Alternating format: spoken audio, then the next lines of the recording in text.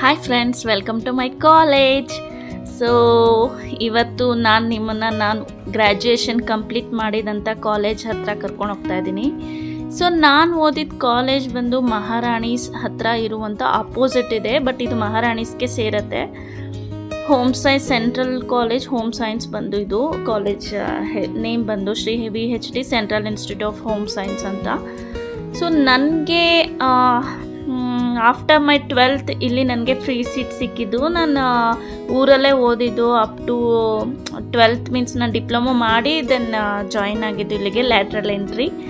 So ನಾನು diploma ಎಲ್ಲ ಮಾಡಿದ್ದು ಹಾಸನ್ನಲ್ಲಿ, ನಮ್ಮೂರಿನ ಹತ್ರ. ನನ್ನ ಡಿಗ್ರಿಗೆ ಬೆಂಗಳೂರಲ್ಲಿ ಫ್ರೀ ಸೀಟ್ ಸಿಕ್ಕಿದ್ರಿಂದ ನಾನು ಈ ಕಾಲೇಜ್ಗೆ ಜಾಯಿನ್ ಆದೆ. ನನಗೆ ಕಾಲೇಜ್ ನೋಡಿ ತುಂಬ ಡಿಸಪಾಯಿಂಟ್ ಆಯಿತು. ನಾವು ಓದುವಾಗ ಎಷ್ಟು ಚೆನ್ನಾಗಿತ್ತು, ಎಷ್ಟು ನೀಟಾಗಿ ಮೇಂಟೈನ್ ಮಾಡಿದರು. ಆ್ಯಕ್ಚುಲಿ ಇವಾಗ ಏನೋ ರಿನೋವೇಷನ್ ನಡೀತಾ ಇದೆ, ಅದು ಫುಲ್ಲು ಶಿಥಿಲಾವಸ್ಥೆ ಅಂತ ಏನೋ ಹೇಳ್ತಾರಲ್ಲ, ಜೀರ್ಣಾವಸ್ಥೆ ಆ ಥರ ಆಗಿಬಿಟ್ಟಿತ್ತು. ಎಷ್ಟು ಧೂಳು, ಸಿಮೆಂಟು, ಆ ಸ್ಟೆಪ್ಸ್ ಮೇಲೆಲ್ಲ ಹತ್ಕೊಂಡು ಹೋಗ್ತಾಯಿದ್ರೆ ನಾವು ಆವಾಗ ಕಾಲೇಜ್ ಡೇಸಲ್ಲೆಲ್ಲ ಹತ್ಕೊಂಡು ಹೋಗ್ತಾಯಿದ್ವಲ್ಲ, ಅದೇ ನೆನಪಾಗ್ತಾಯಿತ್ತು. ಎಷ್ಟು ಕ್ಲೀನ್ ಇರ್ತಿತ್ತು, ಏನು ಹೀಗೆ ಮಾಡಿಬಿಟ್ಟಿದ್ದಾರೆ ಗೌರ್ಮೆಂಟ್ ಅಂದರೆ ಎಷ್ಟು ನೆಗ್ಲೆಕ್ಟಾ ಅನ್ನೋ ಥರ ನನಗೆ ಫೀಲ್ ಆಯಿತು. ಆಮೇಲೆ ಒಳಗೆ ಎಂಟರ್ ಆದಾಗಲೇ ಗೊತ್ತಾಗಿದ್ದು ನನಗೂ ಏನೋ ಕನ್ಸ್ಟ್ರಕ್ಷನ್ ವರ್ಕ್ ನಡೀತಾ ಇದೆ ಅಂತ. ಇಲ್ಲಿ ಡಿಪಾರ್ಟ್ಮೆಂಟ್ಸ್ ಇತ್ತು, ಅಂದರೆ ಏನಾದರೂ ನಮ್ಮ ಹಾಲ್ ಟಿಕೆಟ್ ಇಶ್ಯೂ ಮಾಡೋದು, ನಮಗೇನಾದರೂ ಇಶ್ಯೂಸ್ ಇದ್ದರೆ ರಿಸಾಲ್ವ್ ಮಾಡೋಕ್ಕೆ. ಸೊ ಸ್ಟಾಫ್ದೆಲ್ಲ ಡಿಪಾರ್ಟ್ಮೆಂಟ್ಸ್ ಇತ್ತು. ಅದನ್ನು ಈಗ ಆಪೋಸಿಟ್ಗೆ ಮೂವ್ ಮಾಡಿದ್ದಾರೆ, ಬಿಕಾಸ್ ಇಲ್ಲಿ ಎಲ್ಲ ಕನ್ಸ್ಟ್ರಕ್ಷನ್ ನಡೀತಾ ಇರೋದ್ರಿಂದ ಎಲ್ಲ ಬಿದ್ದೋಗೋ ಥರ ಇತ್ತಂತೆ. ಸೊ ನಮ್ಗೆ ಅಲ್ಲಿ ಒಬ್ಬರು ಸ್ಟಾಫ್ ಹೇಳಿದ್ರು.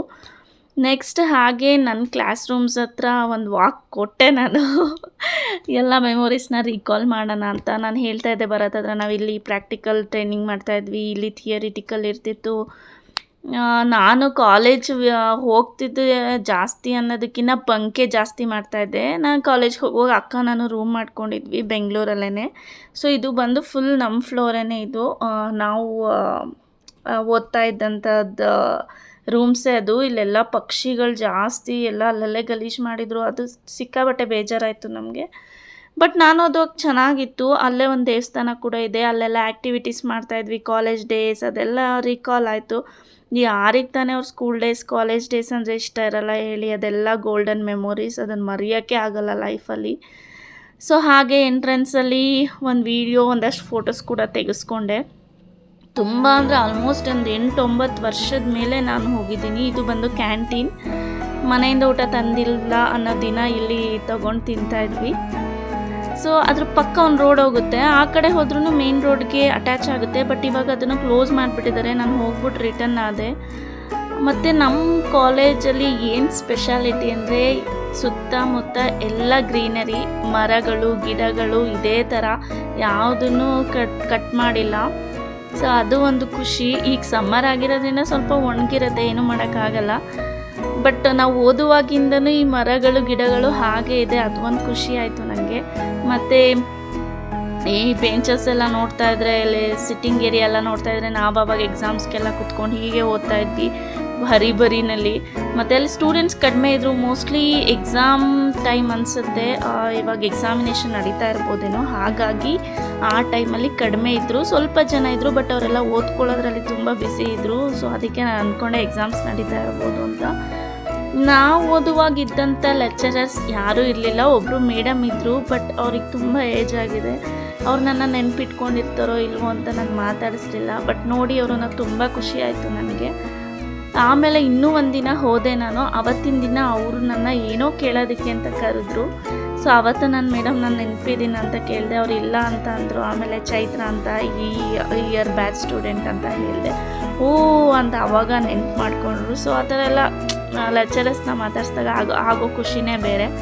ಹಾಗೆ ನಾನೇನೋ ಹೇಳ್ತಾ ಇದ್ದೆ ವೀಡಿಯೋನಲ್ಲಿ, ನಮ್ಮ ಕಾಲೇಜ್ ನಮ್ಮ ಹೆಮ್ಮೆ ಅಂತ.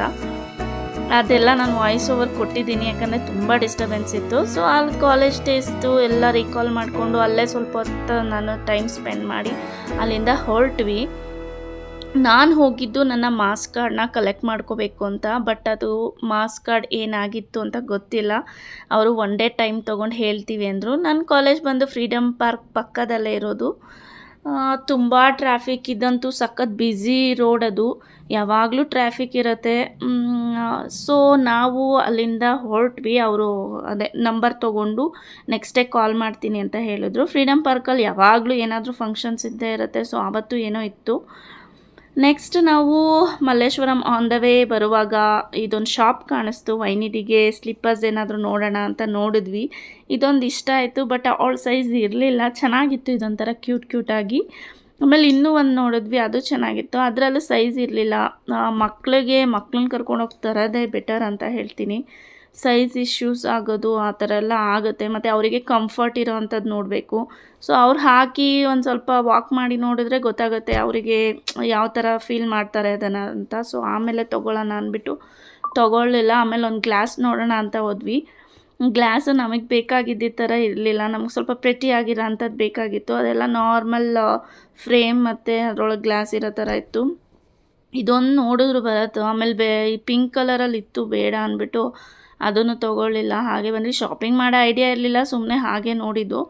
ನನ್ನ ಮೊಬೈಲ್ಗೊಂದು ಬ್ಯಾಕ್ ಕವರ್ ನೋಡ್ತಾ ಇದ್ದೀನಿ. ನನಗೆ ಬೇಕಾಗಿರೋ ಥರದ್ದು ಎಲ್ಲೂ ಸಿಗ್ತಾ ಇಲ್ಲ.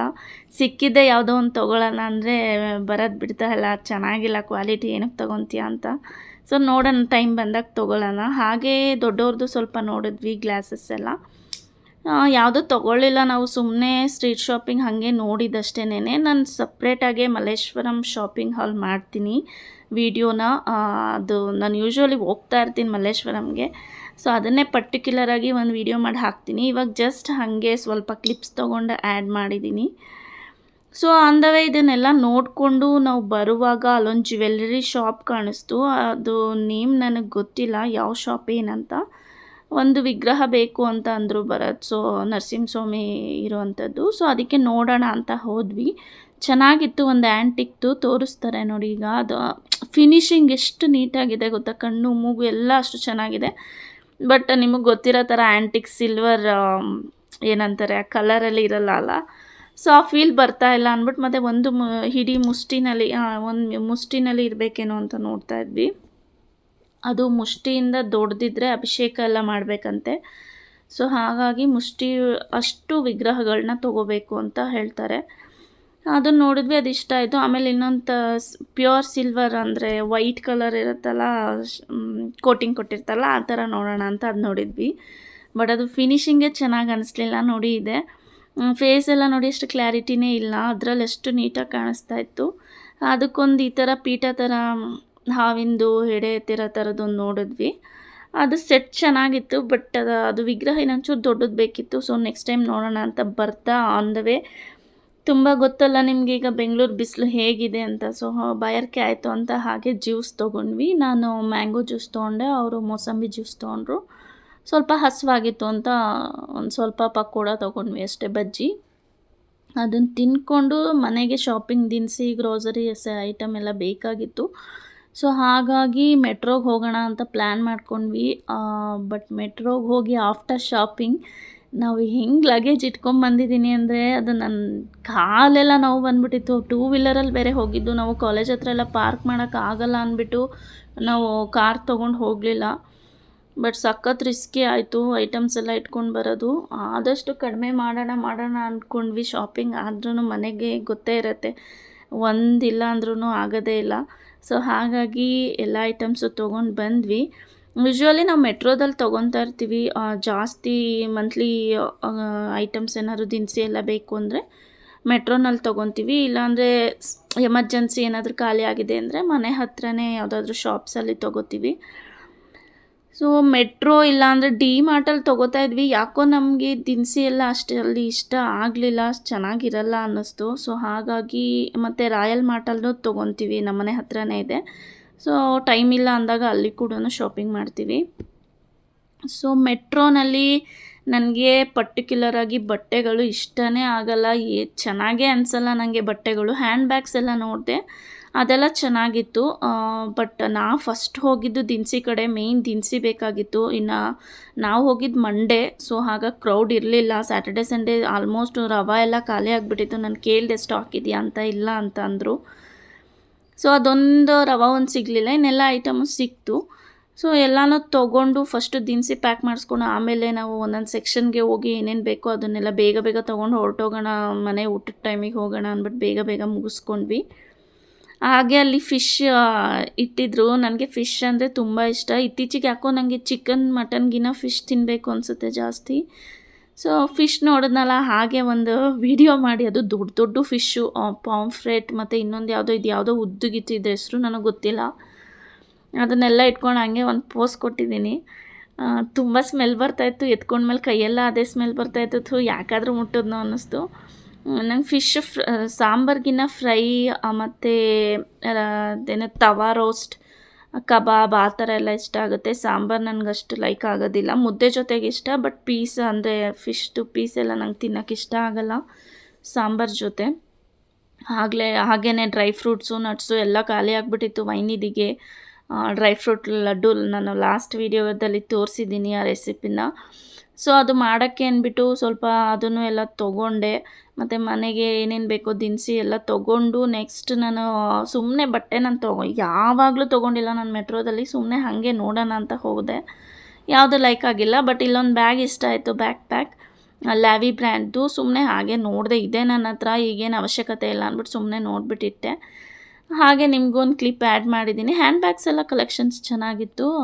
ಬಟ್ಟೆದು ಏನು ಅಷ್ಟು ನಂಗೆ ಇಷ್ಟ ಆಗೋಲ್ಲ. ಆಮೇಲೆ ವೈನಿದಿಗೆ ಸ್ವಲ್ಪ ಟಾಯ್ಸ್ ನೋಡೋಣ. ನನ್ನ ಫ್ರೆಂಡ್ ಮನೆ ಒಂದು ಬ್ಯಾಸ್ಕೆಟ್ ಬಾಲ್ ಟೈಪ್ದು ನೋಡಿದ್ದೆ, ಅವಳು ಮೆಟ್ರೋದಲ್ಲಿ ತೊಗೊಂಡೆ ಅಂತ ಹೇಳಿದ್ಲು. ಸೊ ಅದಕ್ಕೋಸ್ಕರ ವೈನಿದಿಗೂ ನೋಡೋಣ ಅಂತ ಹೋದೆ, ಬಟ್ ಅಲ್ಲಿ ಇರಲಿಲ್ಲ. ಮಕ್ಕಳಿಗೆ ಟಾಯ್ಸ್ ಆಗಲಿ ಯಾವ್ದಾದ್ರು ಲರ್ನಿಂಗ್ ಥಿಂಗ್ಸ್ ಆಗಲಿ ಅಲ್ಲಿ ಅಷ್ಟಿಲ್ಲ ಕಲೆಕ್ಷನ್ಸ್. ಸೊ ಯಾವುದೋ ಒಂದು ಬುಕ್ಕು ಮತ್ತು ಇನ್ನೊಂದು ಕ್ಲೇದೇನೋ ಒಂದು ಕ್ರಾಫ್ಟ್ ಮಾಡುವಂಥದ್ದು ತೊಗೊಂಡು ಬಂದೆ ಅಷ್ಟೇನೆ. ಸ್ವಲ್ಪ ಚಾಕ್ ಪೀಸ್ ಎಲ್ಲ ಬೇಕಿತ್ತು ಅವಳಿಗೆ, ಅದಷ್ಟು ತೊಗೊಂಡು ಬಂದೆ. ಮತ್ತು ಇಲ್ಲಿ ಇನ್ನೋವೇರ್ಸ್ ಎಲ್ಲ ಇರುತ್ತೆ. ಕಿಡ್ಸ್ ವೇರು ಇದೆ ಅಂತ ಬೋರ್ಡ್ ನೋಡಿದೆ, ಬಟ್ ನಾನು ಕಿಡ್ಸ್ ವೇರ್ ಕಡೆ ಹೋಗಲಿಲ್ಲ ಆ ಸೆಕ್ಷನ್ಗೆ. ನಾನು ಯೂಶ್ವಲಿ ಬಟ್ಟೆ ಅದೇ ನಂಗೆ ಲೈಕ್ ಆಗಲ್ಲ ಅನ್ನಲ್ಲ, ಸೊ ಹಾಗಾಗಿ ನಾನು ಅಲ್ಲಿಗೆ ಹೋಗಲಿಲ್ಲ. ನೆಕ್ಸ್ಟ್ ಈ ಸೆಕ್ಷನ್ಗೆ ಬಂದ್ವಿ. ಇಲ್ಲೆಲ್ಲ ಏನಂತಾರೆ ಶೋ ಪೀಸ್ ಮತ್ತು ಗಡಿಯಾರಗಳು ಈ ಥರ ಎಲ್ಲ ಇಟ್ಟಿದ್ರು. ನಮ್ಮದು ಶಾಪಿಂಗ್ ಮುಗೀತು, ಆಲ್ಮೋಸ್ಟ್ 2:30 ಆಗಿಬಿಟ್ಟಿತ್ತು ಮಧ್ಯಾಹ್ನ. ಅಲ್ಲಿ ಮೆಟ್ರೋನಲ್ಲಿ ಅಷ್ಟು ಎ ಸಿನೂ ಇರೋದಿಲ್ಲ, ಸ್ವಲ್ಪ ಸೆಕೆ ಅನಿಸುತ್ತೆ. ನಾವು ಹೋಗಿದ್ದು ಯಶವಂತಪುರ ಮೆಟ್ರೋ. ಅಲ್ಲಿ ಯಾವಾಗ ಹೋದ್ರೂ ಏನಾದರೂ ಒಂದು ಕನ್ಸ್ಟ್ರಕ್ಷನ್ ಆಗ್ತಾ ಇರುತ್ತೆ. ಈ ಗೇಟಲ್ಲ ಆ ಗೇಟ್ ಅಂತಾರೆ, ಆ ಥರ ಆಗ್ತಾನೆ ಇರುತ್ತೆ ನಮಗೆ ಹೋದಾಗೆಲ್ಲ. ಎಷ್ಟು ಸಲ ನೋಡಿದ್ದೀನಿ, ಅಲ್ಲೆಲ್ಲ ಕನ್ಸ್ಟ್ರಕ್ಷನ್ ನಡೀತಿರುತ್ತೆ. ಇಲ್ಲಿ ಉಚಿತ ಡೆಲಿವರಿ ಅಂತ ಇತ್ತು. ಸೊ ಇದನ್ನು ವಿಚಾರಿಸೋಣ ಅಂತ ವಿಚಾರಿಸಿದ್ವಿ. ಹೇಗೂ 2 ವೀಲರ್ ಹೋಗಿದ್ವಲ್ಲ, ಕೇಳೋಣ ಡೆಲಿವರಿ ಹೋಮ್ ಡೆಲಿವರಿ ಕೊಟ್ಟರೆ ಓಕೆ ಅಂತ. ಬಟ್ ಅವರು ಅಬೋವ್ 50,000 ಮಾಡಿದ್ರೆ ಹೋಮ್ ಡೆಲಿವರಿ ಅಂತೆ. ಸೊ ಹಾಗಾಗಿ ನಾವು ಬಿಲ್ಲಿಂಗ್ ಎಲ್ಲ ಮಾಡಿಸ್ಕೊಂಡು ಎಕ್ಸಿಟ್ ಆದಮೇಲೆ ಇಲ್ಲೊಂದು ಏನಂತಾರೆ ಅಚ್ಚರಿ ಕಾಯ್ದಿತ್ತು ನಮಗೆ. ಇಲ್ಲಿ ಮೊದಲು ಅವರೇ ಪ್ಯಾಕಿಂಗ್ ಮಾಡಿ ಬಾಕ್ಸಿಗೆಲ್ಲ ಐಟಮ್ಸ್ನು ಹಾಕಿ ಪ್ಯಾಕ್ ಮಾಡಿ ಕೊಡ್ತಾಯಿದ್ರು. ಬಟ್ ಇವಾಗ ಅದಿಲ್ಲ, ಸೆಲ್ಫ್ ಪ್ಯಾಕಿಂಗ್, ನಾವೇ ಪ್ಯಾಕ್ ಮಾಡ್ಕೋಬೇಕು. ಬಾಕ್ಸ್ ಎಲ್ಲ ಅವರೆಲ್ಲ ಡಂಪ್ ಮಾಡಿರ್ತಾರೆ, ಚೀಲಗಳು ಬಾಕ್ಸು ಯಾವ ಸೈಜ್ ಬೇಕು ಅದನ್ನು ನೋಡಿ ನಾವೇ ಎತ್ಕೊಂಡು ಪ್ಯಾಕ್ ಮಾಡಬೇಕು. ಈ ಬಟ್ಟೆ ಎಲ್ಲ ನಂದು ಬ್ಯಾಗ್ ತೊಗೊಂಡು ಹೋಗಿದ್ದೆ, ಸೊ ಹ್ಯಾಂಡ್ ಬ್ಯಾಗ್, ಅದಕ್ಕೆ ಹಾಕ್ಕೊಳ್ಳೋಣ ಈ ಟವೆಲ್ಸ್ ಎಲ್ಲ ಅಂದ್ಬಿಟ್ಟು ಹಾಗೆ ಇಟ್ಕೊಂಡಿದ್ದೆ. ಆಯಿಲ್ ಎಲ್ಲ ಇರುತ್ತೆ, ಲೀಕ್ ಆಗಿಬಿಟ್ರೆ ಹಾಳಾಗುತ್ತೆ ಅಂದ್ಬಿಟ್ಟು.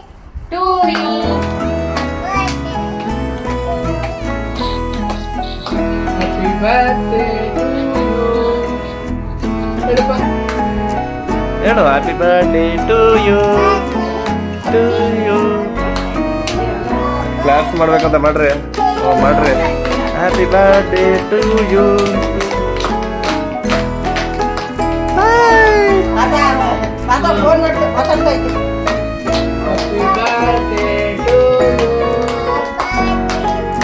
ನೆಕ್ಸ್ಟ್ ಬರುವಾಗ ಹಾಗೆ ಒಂದು ಕೇಕ್ ತೊಗೊಂಡು ಬಂದ್ವಿ. ಏನು ವಿಶೇಷ ಅಂದರೆ ವೈನಿದಿಗೆ 1 year 10 monthsಯಿಂದ 1 year 11 monthsಗೆ ಕಾಲಿಟ್ಟಿದ್ದಾಳೆ. ಸೊ ಹಾಗಾಗಿ ಅವಳಿಗೆ ಏನಂದರೆ ಬರ್ಡೇ ಅಂದರೆ ಅವಳಿಗೊಂಥರ ಖುಷಿ, ಕೇಕ್ ಕಟ್ಟಿಂಗ್ ಅಂದರೆ ಖುಷಿ. ಸೊ ಹಾಗಾಗಿ ಸುಮ್ಮನೆ ಒಂದು ಸ್ಮಾಲ್ ಸೆಲೆಬ್ರೇಷನ್ ಅಂತ ಒಂದು ಕೇಕ್ ತೊಗೊಬಂದು ಕಟ್ ಮಾಡಿಸಿದ್ವಿ. ಚಿಕ್ಕದೇನು ತರೋದು ಅಂದ್ಬಿಟ್ಟು ಒಂದು 1/2 kilo ಅಷ್ಟು ತಂದು ಮಾಡಿಸಿದ್ವಿ. ಅವಳಿಗೆ ಖುಷಿ ಅಂದರೆ ಖುಷಿ. ನೋಡಿ ವಿಡಿಯೋದಲ್ಲಿ ಹೇಗೆ ಆಡಿದೆ ಅದು ಅಂತ. ಮತ್ತು ನಾನು ಲಿಪ್ಸ್ಟಿಕ್ಸ್ ಎಲ್ಲ ಯಾವಾಗೂ ಹಾಕಲ್ಲ ಅವಳಿಗೆ, ಅಕೇಶ್ನಲಿ ಹಾಕ್ತೀನಿ ಈ ಥರ ಏನಾದರೂ ಸೆಲೆಬ್ರೇಷನ್ ಹಬ್ಬ ಆ ಥರ ಇದ್ದರೆ. ಮಕ್ಕಳು ಈ ಥರ ಡ್ರೆಸ್ ಎಲ್ಲ ಹಾಕೊಳಕ್ಕೆ ಹಿಂಸೆ ಮಕ್ಕಳು ಈಗಂತೂ ಅವಳು ಹಾಕಿಸ್ಕೊಳೋದೆಲ್ಲ ಓಡ್ಬಿಡ್ತಾಳೆ ಈ ಥರ ಡ್ರೆಸ್ ನೋಡಿದ್ರೆ. ನಾನು ಏನೇನೋ ಮಾಡಿ ಎಲ್ಲೋ ಕರ್ಕೊಂಡು ಹೋಗ್ತೀನಿ ನಿನ್ನ ಕ್ಯಾಬ್ ಬರುತ್ತೆ ಹಂಗೆ ಹಿಂಗೆ ಅಂತ ಹೇಳಿ ಒಂದು ಸ್ವಲ್ಪ ಹೊತ್ತು ಹಾಕಿದ್ದೆ. ಈ ಡ್ರೆಸ್ ಹಾಕೇ ಇರಲಿಲ್ಲ, ಹಾಗಾಗಿ ಹೇಗೂ ಬರ್ಡೇ ಇತ್ತಲ್ಲ ಅಂತ ಹಾಕಿದೆ. ನೆಕ್ಸ್ಟ್ ಅವಳು ಹೇಳ್ತಾ ಇದ್ದಾಳೆ ಕೇಕ್ ನೋಡಿದ ತಕ್ಷಣ ಹ್ಯಾಪಿ ಬರ್ಡೇ ಎಲ್ಲರೂ ಕ್ಲಾಪ್ಸ್ ಮಾಡಿ ಅಂತ ಎಲ್ಲರೂ ಅಮ್ಮ ಕ್ಲಾಪ್ ಅಂತ ತೋರಿಸ್ತಾ ಇದ್ಲು. ಮೊಬೈಲ್ ನೋಡ್ಸಿನ ನೋ ಅಲ್ಲೇ ನಿಂತ್ಕೋ, ಕೇಕ್ ಹತ್ರ ನಿಂತ್ಕೊ ಬಂದರು. ಎಸ್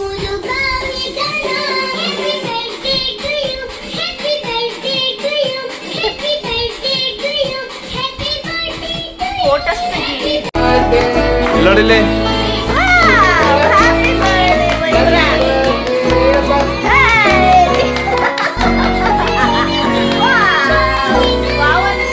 ಉಪ್ಪನ್ನು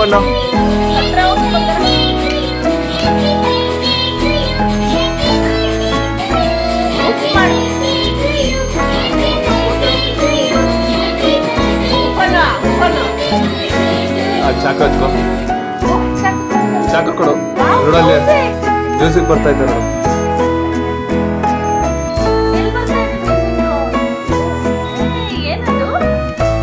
ಉಪ್ಪನ್ನು ಇಲ್ಲ ಜೋರಾಗಿ ಉಪ್ಪನ್ನು. ಅವ್ರ ಅತ್ತೆಗೆ ಅವ್ರ ದೊಡ್ಡಪ್ಪಂಗೆ ಮತ್ತು ಅವ್ರ ಚಿಕ್ಕಿಗೆಲ್ಲ ವಿಡಿಯೋ ಕಾಲ್ ಮಾಡಿ ತೋರಿಸ್ತಾ ಇದ್ವಿ. ಅವಳು ಖುಷಿ ಪಡ್ತಾ ಇದ್ದಿದ್ದನ್ನು. ಸೊ ಅದಕ್ಕೆಲ್ಲ ನಾನು ವಾಯ್ಸ್ ಓವರ್ ಕೊಟ್ಟಿಲ್ಲ. ಅವಳಿಗೆ ಅದು ಹೇರ್ ಬ್ಯಾಂಡ್ ಹಿಂಸೆ ಆಗ್ತಿತ್ತೇನೋ ಬಿಚ್ಚೋಮ ಅಂತ ಆವಾಗವಾಗ ಮುಟ್ಕೊತಾ ಇತ್ತು. ಸೊ ಚೆನ್ನಾಗಿತ್ತು, ಒಂಥರ ಸೆಲೆಬ್ರೇಷನ್. ನನ್ನ ಮಗಳು ಖುಷಿ ಪಟ್ಲು, ಮಜಾ ಮಾಡಿದ್ಲು.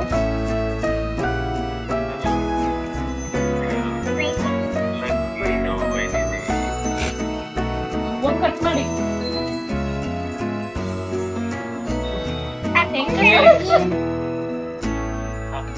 ಹೆಂಗ್ ಬರುತ್ತೆ ಮಾಡಕಲ್ಲ ನೀನು. ಅದು ಕರೆಕ್ಟಾಗಿ ಇಷ್ಟ ಆಯ್ತು ನೋಡೋದು. ಆ ಪಾಟೆ ಅಲ್ಲಿ ಕಟ್ ಮಾಡು.